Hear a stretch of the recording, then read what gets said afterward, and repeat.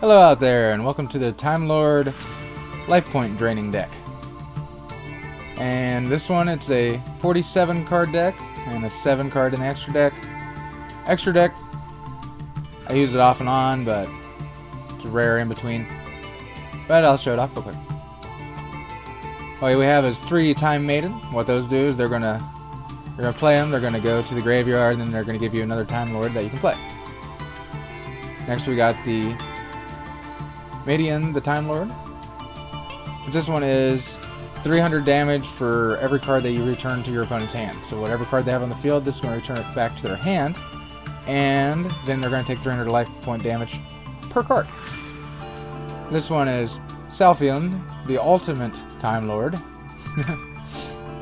This here Time Lord, what it does is it takes a card from your graveyard, one of your cards from your graveyard, so one of your other Time Lords. And what it's going to do is it's going to bring them back and give them 4,000 attack points, which is really useful. Next we have 2 Jinzukuru Star Destroying Kaiju. 2 of these, 3,300 attack points, main reason, and I already had them, so thought I would just use them again. And one thing, I'll show you what you need him for in a minute. Halion, the Time Lord. What he does is inflicts 1,000 damage to your opponent for every time they draw a card. So on their turn, if they end up drawing a bunch of cards, they're just going to take 1,000 damage every time they draw something. This here is Halion, the Time Lord.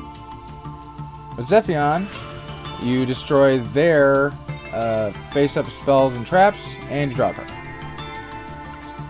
Next we have Halion, the Time Lord. If you have less than 4,000 attack points, you're going to get your 4,000 back. So it brings you back up to 4,000 pretty much, as it helps you out keeping your life points up. Yugioh, the Time Lord. It halves your opponent's life points, so if you play this right away, their 8,000 becomes 4, 4,000 becomes 2, so on and so forth. Next is Halion, the Time Lord. And once per turn, during your standby save, shuffle this card into the deck. That's what you do with all the Time Lords. All the Time Lords are going to get shuffled back into the deck. And if your life points are lower, then you inflict the difference of your life points to their life points. So say that you only have 2,000 life points and they have 8,000, then you're going to flick them all the way back down, all the way down to 2,000, so they're the exact same amount of life points as you. Next is Refund, the Time Lord. This one is one of my favorites out of this deck. Reasoning on why is when it attacks a monster.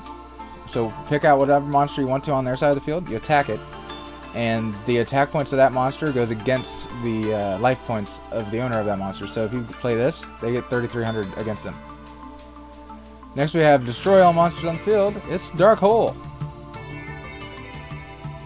Then we have Regeki, Swords of Revealing Light,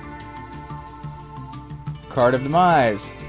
This one, draw 3 cards, but at the end of your turn you have to discard your hand, so whatever you draw you pretty much want to play, unless you don't need it. This will take the top 3 cards of your deck, Pot of Duality, and then you get to draw a card. Lightning Storm. Most people know what Lightning Storm does, so I won't need to explain that one. Book of Moon. Target 1 face-up monster on the field, change it to face-down defense position. It's a quick play, so it can be used as a trap. Woboku. Take no battle damage this turn. Your opponent's monsters cannot be destroyed this turn. Ring of Destruction. Pretty much inflicting their points back to them. When Torrential Tribute. When a monster is summoned, destroy all monsters on the field. So if you don't have anything, well, you can destroy all their monsters. Your opponent can't declare an attack because of Threatening Roar. Balance of Judgment. If your opponent controls more cards than you get to draw up to the same amount of cards they have. That includes your hand. So if you have 3 cards on the field and 2 cards in your hand, that's 5 cards. If they have 3 cards on the field and 1 card in their hand, they have less cards than you. So it has to be more than what you have altogether. Next is Floodgate Travel. When your opponent summons a card, put it back into face-down defense position. They can't flip back over. Empty Machine. These ones I haven't got to test out yet, the machines, because I haven't been able to actually draw the right sequence. This is the main one of the effect. and it helps you special summon a Time Lord, but you can't play it unless you have one of these two out on the field already to play. So you have to get either Empty Machine or Infinite Machine. No, wait. You need Empty Machine or Infinite Light Machine to get out the Infinite Machine. And they all work together. If you don't have each part, it doesn't work out. So I've only been able to get one or two before I actually win, so haven't really used them much. I don't know if I'm actually going to keep them in the deck or not, because like I said, I haven't really actually used them. But I'll go through the quick numbers real quick.